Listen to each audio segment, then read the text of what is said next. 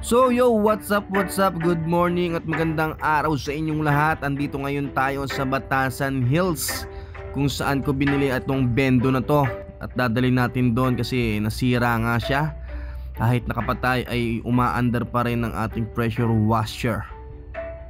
Dito ko lang to binili, kaya ibabalik ko sa kanya. Alright. So dito tayo kay Idol. Ayan. Dito natin mapagawa. Sige, tuloy ka. Sige, dito lang muna. Mainit eh.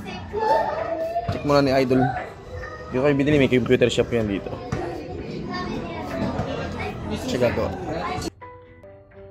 At ito na nga agad nang binuksan ni Idol, kasi hindi naman natin alam tong gawin. Ang naging sira pala niya is yung relay. Yan. Kaya kusa na siyang umaandar kasi nakadikit na siya ron. Parang relay lang din ng motorcycle. At mabilis naman niyang nagawa. Napakagaling talaga pag ikaw ang gumawa. Kaya nawala yung sound. Oh. Hey, thank you, Idol. Ha, sunod na lang. Eh, thank you. Ayun, thank you. Sa'yo rin. Thank you. Tama ko na. Isa tayo. Bakbak na ulit.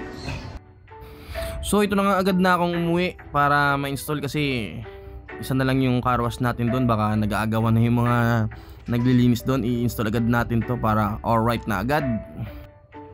Yan, ito nga't nakarating na rin ako ng bahay. Agad ko nang kinabit to para matesting na kung alright na ba siya. Pero tinesting naman namin yan doon sa may pinagbilan ko at pinagawang ko na okay naman na siya. Kaya kabit na agad natin to para magamit na. Salamat pala, Idol, at shout out sa mga laging naguhugas dito sa aking car wash bendo sa Alibangbang Street, corner Mulawin. Yan, kinabit na agad natin to. So normal naman kasi talagang masira yung mga ganito kasi araw-araw din naman ginagamit ang ating car wash bendo. Kaya pag may ganito kang negosyo, kailangan may safety kang pang ayos din ng mga spare or mga nasisira. Yan, ready naman tayo lagi dyan. Lagi siyang may nakatabay para sa kanya para magawa agad to. Yan, alright.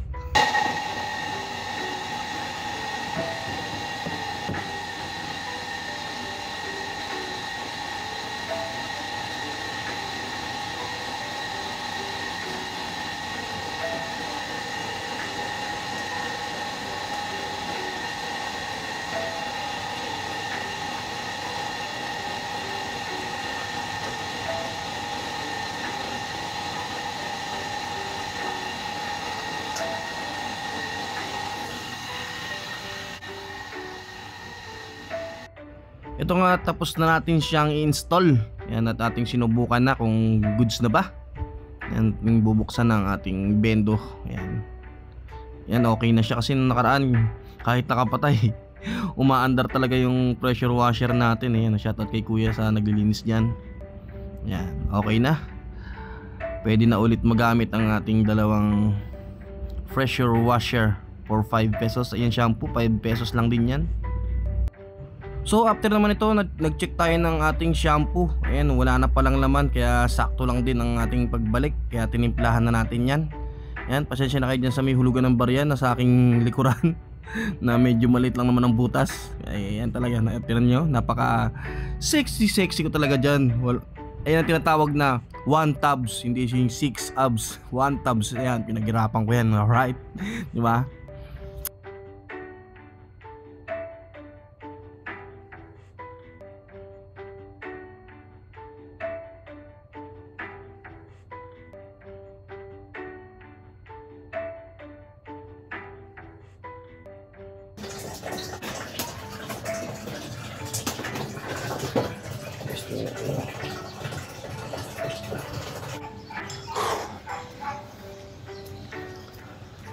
Okay lang kahit pagod, diba? Is pa paano? May katulong tayo sa mga bayarin. Yan, malaking tulong sa atin yan, yung car wash na yan. Malaking tulong niya sa atin. Kaya kailangan talagaan din natin. Linisin ko siya ngayon. Linisin natin siya. Ito na nga, after naman ng bendo na nasira naman ngayon yung compressor ng ating shampoo machine.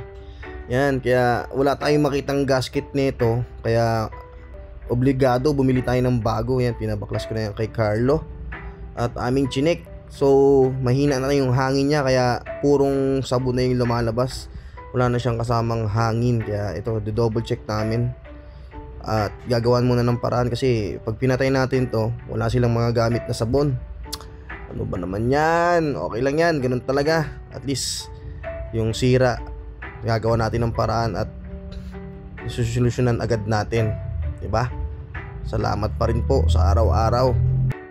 So, normal naman talaga ang gumastos pag ikaw ay may negosyo. Pero may kapalit naman yan. Kailangan laging satisfied ang ating mga customer na mga naguhugas dito. Kaya babawi din natin yan after ng mga ilang buwan pa. Ito nga ay paalis na rin kami nito. Papunta kami ng Mount Balagbag, pero mas inuna ko muna to bago kami umalis. Ginawa muna namin ng paraan yan. Yung oil seal niyan ng piston ang nasira. Ito na nga't dumating na ang aking bagong order na napakatagal kong hinintay. Yan. So isasalpak na namin yan kasi nag-convert pa kami dyan ni Carlo para sa mga mga wire, mga tinatanggal para magkasya dyan sa box. Ito nga yung video sa pagko-convert namin kasi may magkaiba sila ng pindutan, kaya pinarehas lang din namin sa dating nakakabit. Ito nga natapos na namin at sinasalpak na lang namin. Nilagyan ko na rin ng check valve yung compressor kasi diyan yata siya nag-cause ng sira kasi napapasukan siya ng tubig. Kaya nilagyan na namin ng check valve. Sana maganda ng kalabasan nito after namin ma-install. Yan.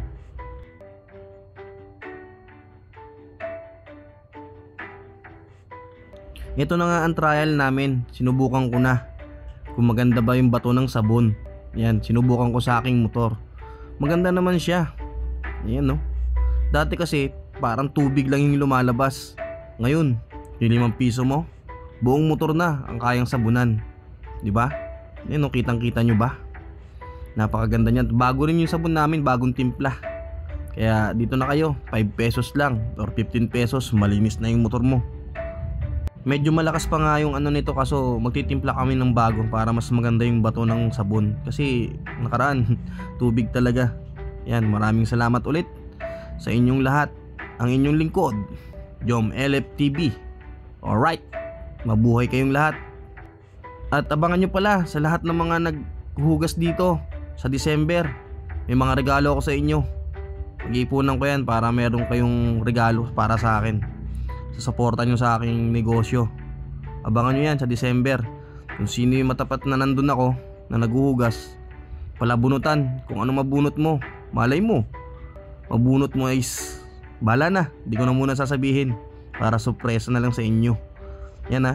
Kaya madadalasan yung paghuhugas sa December. Baka makachamba kayo. Oh yeah.